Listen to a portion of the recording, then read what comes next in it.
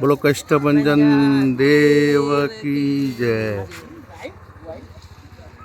મારુતિ નંદન બંગલોની સામે પોસાય નહીં શ્રી કષ્ટભંજન દેવના મંદિરના ચલો આપણે દર્શન કરીએ। દર્શન કરીને પાવન થઈએ હનુમાન દાદા।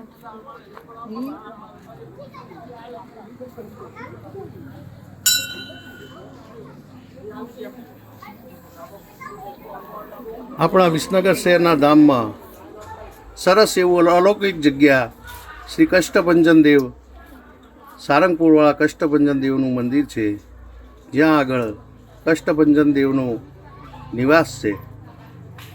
મારુતિ નંદન બંગલોની સામે પોસાય અને સોસાયટી, ત્યાં આગળ જે સેવાકીય પ્રવૃત્તિઓ ચાલે છે તેની એક ઝાંખી હું તમને કરાવું।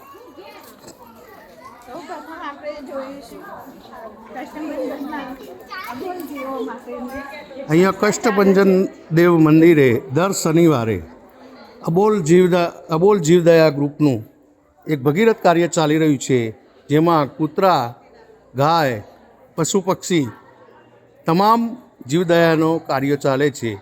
આ જે કોથળા ભરેલા પડ્યા છે તે ગાયત્રી પરિવાર કોસાય અને વિભાગમાંથી દરેક સોસાયટીમાંથી લોકોનો સહફાળો આવેલો છે અને એમને આ ઘઉં સ્પેશિયલ જીવદયા માટે રોટલી બનાવવા માટે મોકલેલા છે। ચાલો હવે એક બીજી પ્રવૃત્તિ જોઈએ।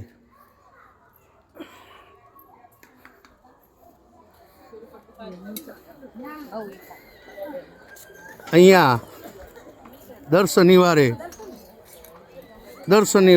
અબોલ જીવ માટે રોટલી બનાવવામાં આવે છે, તેની એક ઝાંખી।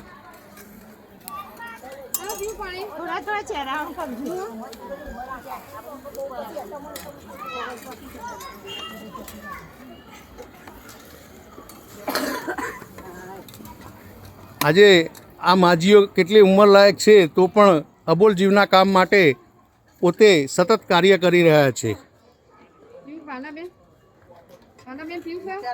ગરમીનો સમય છે છતાં પણ અમુક ઉંમરવાળી બહેનો અને ડોશીમાં પણ આ સેવા કાર્ય પ્રવૃત્તિમાં જોડાઈ અને લોટ કોઈ બંધાવે છે, કોઈ રોટલી વણાવે છે, કોઈ ગુલ્લા કરાવે છે અને આ રીતે આ જીવદયા માટેનો સહકાર આપી રહ્યા છે બહેનો। ચલો આગળની જો ચાલો હવે બીજી એક ઝાંખી ઉપર નજર કરીએ।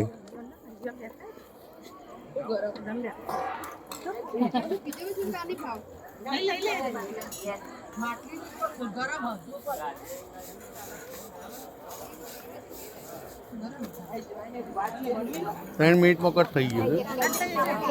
આનો બીજું લેવો પડશે નહીં।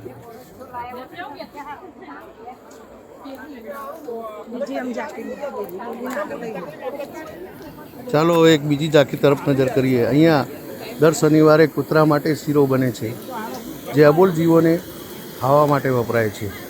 અહીંયા લોકો સ્વયં ફાળો આપે છે, અહીંયા કોઈ દાન ઉઘરાવવામાં આવતું નથી। કૂતરાઓ માટે શીરો પણ દર શનિવારે બને છે।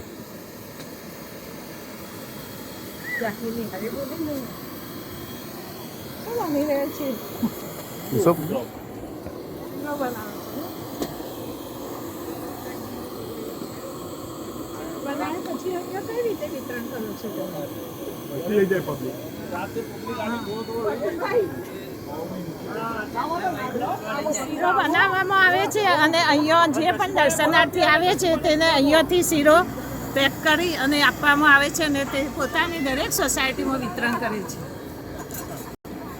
બોલો કષ્ટભંજન દેવ કી જય।